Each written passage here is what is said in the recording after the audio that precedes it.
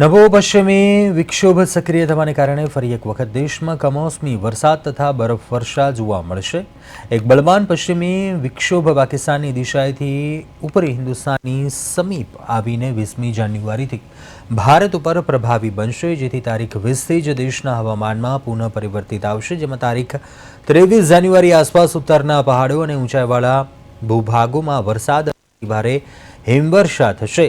કાશ્મીર, હિમાચલ, ઉત્તરાખંડમાં ભારે હિમવર્ષા થશે, જેથી 20થી 24 જાન્યુઆરી વચ્ચે દિલ્હી, રાજસ્થાન, હરિયાણા, પંજાબમાં પણ હલકેથી મધ્યમ ભારે વરસાદ, ધુમ્મસ તેમજ પરિણામે જાન્યુઆરી આખરમાં ફરી એક વખત શીતલહેર જોવા મળશે। તો ગુજરાતમાં ખાસ કરીને 23 જાન્યુઆરી આસપાસ કચ્છ, ઉત્તર ગુજરાત, પશ્ચિમ ગુજરાત, સૌરાષ્ટ્ર, રાજસ્થાનને અડીને આવેલા ભાગોમાં હળવેથી મધ્યમ વરસાદ અને વાદળછાયું વાતાવરણ રહેશે।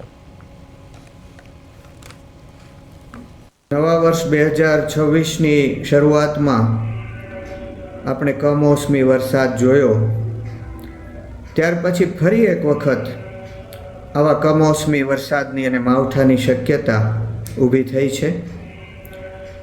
ગઈ 29/12/2025ના રોજ ધનુ રાશિમાં શુક્ર, મંગળ, સૂર્ય અને બુધ એ 4 ગ્રહોનો ચતુર્ગ્રહી યોગ થયો હતો। આવો ચતુર્ગ્રહી યોગ કે પંચગ્રહી યોગ થાય ત્યારે પૃથ્વી જળમગ્ન થાય છે અથવા તો એ રક્ત રંજિત થાય છે, એટલે કે જળ અથવા તો રક્તથી ભીની થાય છે।